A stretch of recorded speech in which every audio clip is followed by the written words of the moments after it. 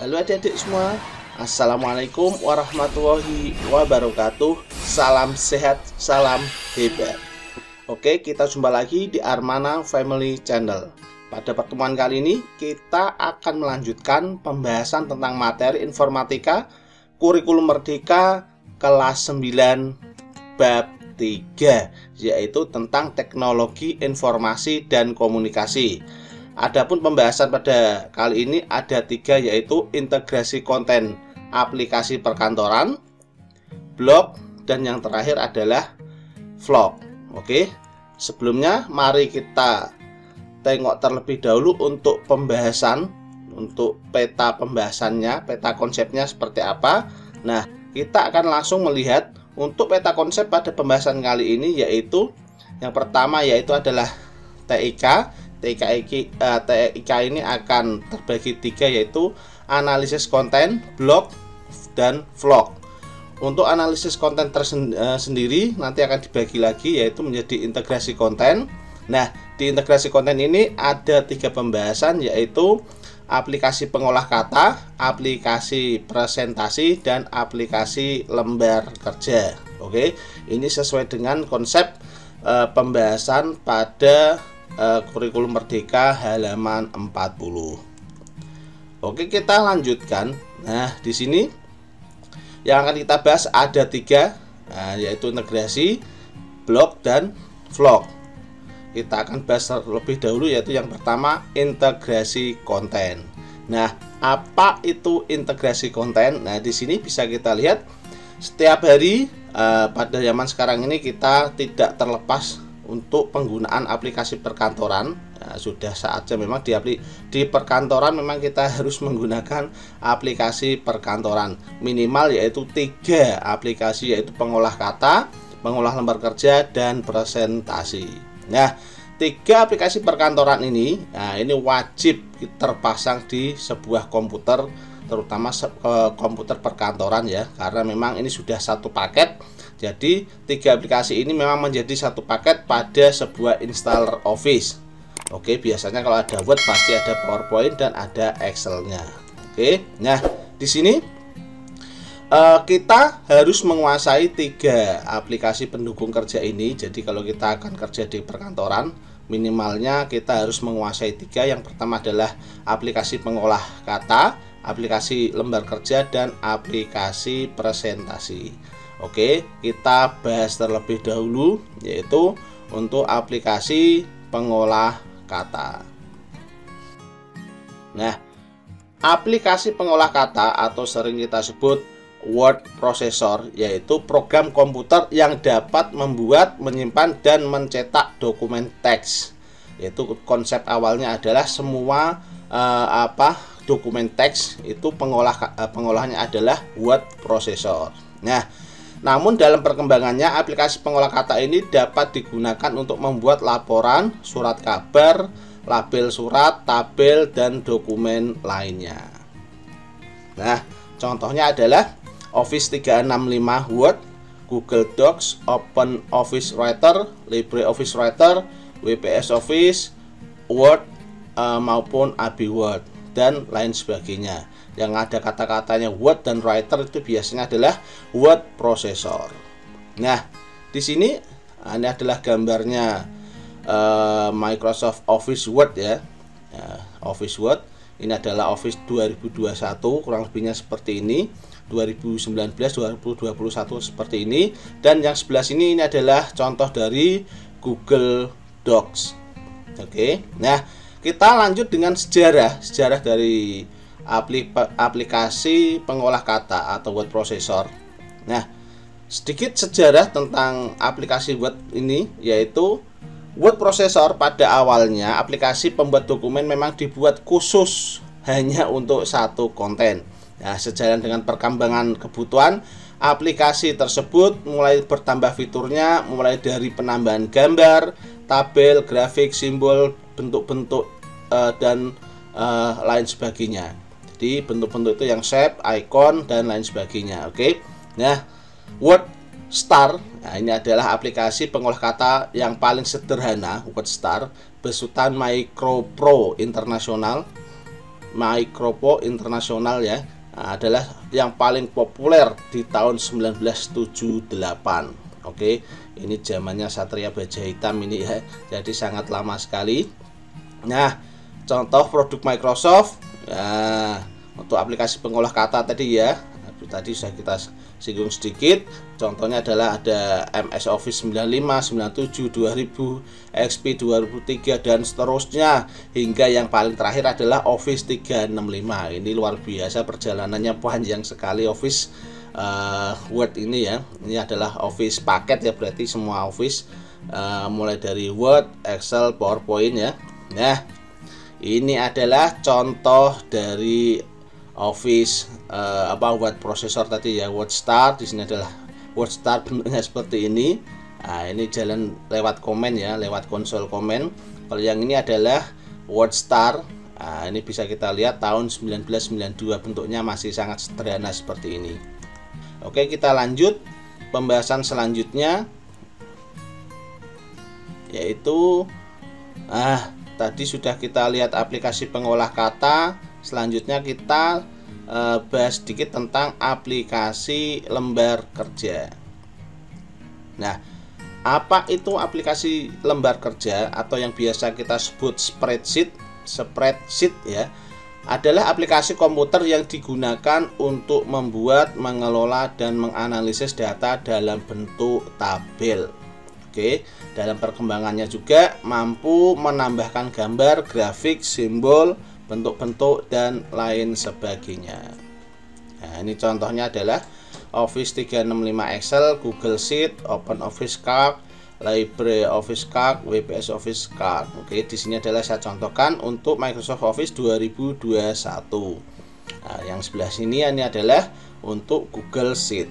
Bentuknya kurang lebihnya seperti ini. Jadi dalam bahasa Inggris menu-menunya kurang lebihnya ya hampir sama ya, 10-11 ya di sini ya.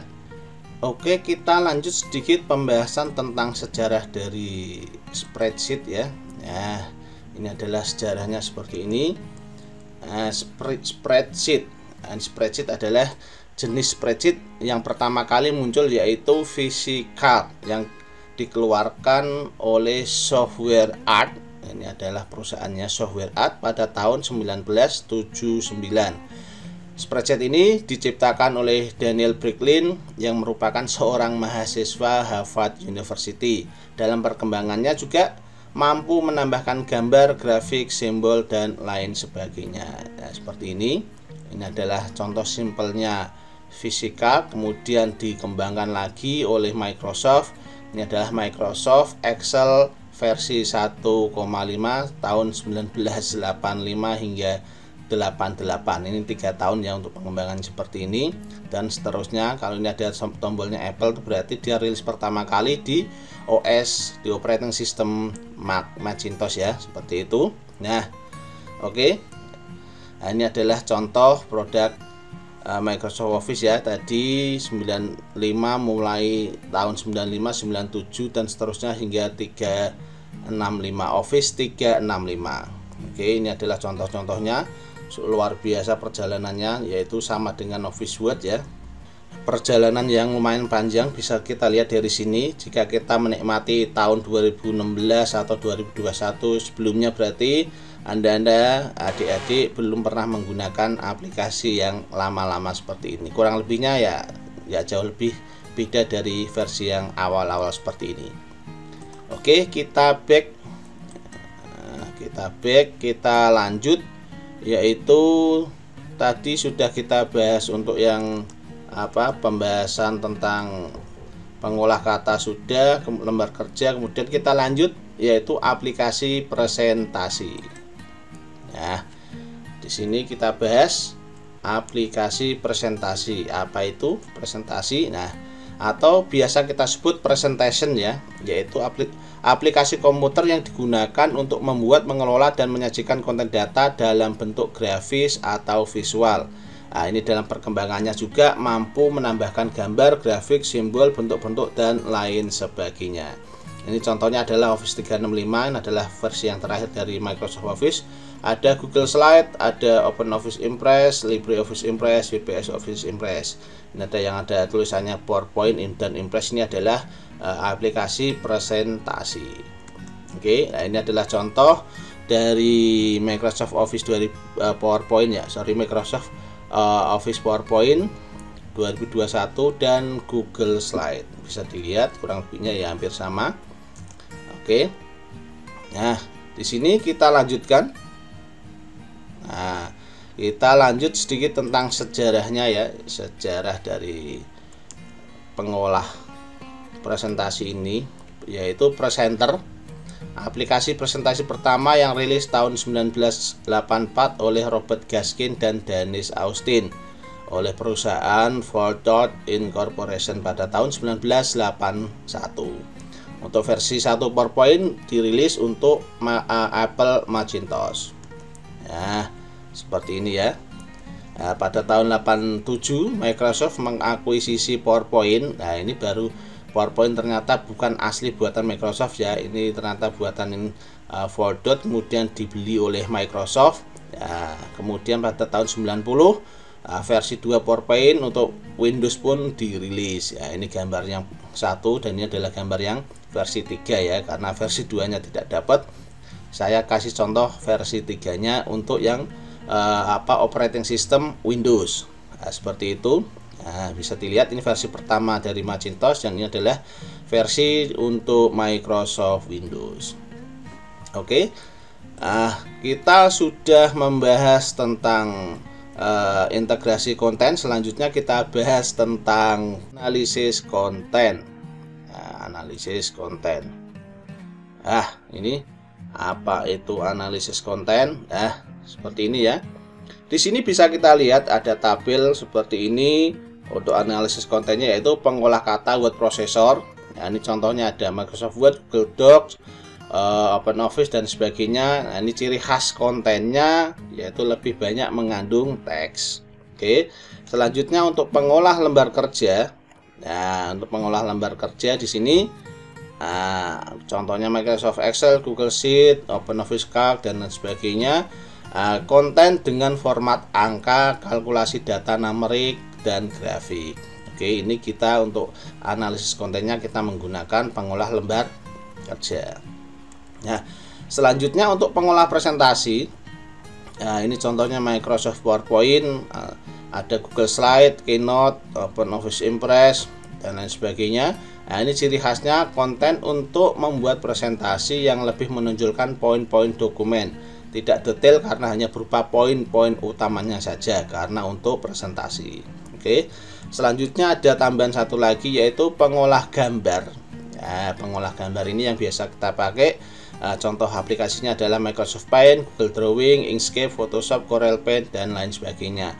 Ciri khas kontennya itu konten gambar baik dalam format raster maupun SVG, Scalable Vector Graphic. Oke. Nah, kira-kira untuk analisis kontennya seperti ini. Oke. Nah, setelah kita pahami analisis konten, oke, kita bisa lanjut yaitu ke pembahasan selanjutnya yaitu tentang blog. Nah, blog. Di sini apa itu blog? Nah, blog menurut Kamus Besar Bahasa Indonesia adalah catatan harian atau jurnal pribadi di internet yang dapat diakses oleh siapa saja. Oke. Jadi blog dalam bahasa komputer adalah blog yang memang dipublikasikan di internet ya, seperti itu. Jadi definisi blog adalah sebuah tempat di internet atau web berupa catatan harian dari seseorang, log ya, yang disusun dengan pendekatan waktu atau berupa lini masa atau timeline. Nah, blog yang beredar saat ini berisi banyak hal, ya, ada cerita tentang kehidupan, catatan tutorial, kemudian portofolio, catatan kerja, catatan perjalanan dan lain sebagainya. Nah, jadi beraneka ragam sesuai dengan keinginan hati masing-masing orang. Ya, untuk penyedia blog gratisan, ya ini sudah populer tahun 2010-an hingga 2020-an ya. Ini yang untuk mencoba-coba awal bisa menggunakan penyedia gratisan, blog gratisan yang populer di Indonesia pada saat itu hingga kini, yaitu ada Blogger dan WordPress. Blogger itu nanti domainnya blogspot.com, sedangkan WordPress itu adalah wordpress.com. Nah, oke. Nah, di sini untuk memilikinya, selain tadi yang kita sebutkan ada gratisan, ada juga yang berbayar. Oke, kita lihat terlebih dahulu untuk yang profesional atau berbayar. Oke. Nah, blog profesional ini biasanya kita harus sewa domain dan hostingnya per tahun ya. Ini adalah contoh dari rumah web. Nah, ini bisa menggunakan nama domainku.com atau domain sendiri. Bisa .com, bisa web ID. Nah, contoh misalkan di sini saya pakai nama armana.com atau armana.web.id. Dan selanjutnya engine web biasanya di generate sendiri atau bisa menggunakan auto generate yang disediakan oleh hosting. Oke ya, ini contoh dari profesional. Jadi memang harus mengeluarkan duit secara tahunan. Bisa juga langsung dibeli beberapa tahun. Oke ya, jadi kita istilahnya sewa, kita titip di sebuah layanan hosting. Nah, untuk memiliki yang berbayar ya kira-kira seperti ini. Nah, ini contohnya kita harus daftar dan login misalkan di rumahweb.com, kemudian kita pilih paket hostingnya termasuk nama domainnya juga. Kita lakukan pembayaran sesuai invoice, kita konfirmasi bukti, tunggu hingga layanan aktif. Setelah aktif baru kita bisa melakukan pembuatan blog, bisa menggunakan engine sendiri maupun generate lewat layanan yang sudah disediakan. Setelah itu baru kita kustomisasi blog dan isinya. Oke ya, kira-kira seperti ini. Nah, ini adalah login awal, ini adalah paket-paket yang disediakan. Oke, lanjut ke yang kedua, yaitu untuk pemula atau gratis. Ya, hosting yang gratisan tentu saja tidak bayar atau gratis. Nah, ini biasanya kita tidak bisa menggunakan domain utama, kita biasanya hanya menggunakan subdomainnya. Jadi kalau tadi domainku.com, kita cuma bisa pakai domainku.blogspot.com maupun domainku.wordpress.com. Ini adalah subdomain yang kita pakai. Engine web yang menyesuaikan dengan yang sudah disediakan oleh Blogspot dan WordPress ini. Nah, ini adalah contoh untuk mendapatkan blog gratis di Blogger. Nanti bisa dipelajari, bisa dipause, dan bisa dihafalkan sendiri. Oke ya. Nah, ini adalah contoh dari Blogspot dan WordPress yang baru saya generate barusan. Oke, lanjut pembahasan kelola konten blog. Nah, blog itu tidak bisa berjalan sendiri, kita harus melakukan kustomisasi. Ya, ini secara default tampilan konten blog adalah lini masa atau timeline. Halaman akan disusun berdasarkan konten yang paling terbaru. Oke. Nah, ini yang perlu diperhatikan dalam manajemen blog adalah terkait pengaturan kategori, tag, post, page, dan link. Nah, ini tujuannya adalah untuk memudahkan pembaca menjelajah isi dari sebuah blog. Nah, lakukan latihan posting konten sesering mungkin agar terbiasa dengan tampilan pengaturan blog-blog ini. Blogspot dan WordPress memiliki sedikit perbedaan. Oke, jadi menunya bisa seperti ini ya, ada post, ada kategori. Kita harus atur sesuai dengan yang kita kondisikan supaya lebih mudah untuk pembaca menjelajah seperti ini. Nah, ini adalah contoh dari dapurngebut.com. Nah, oke.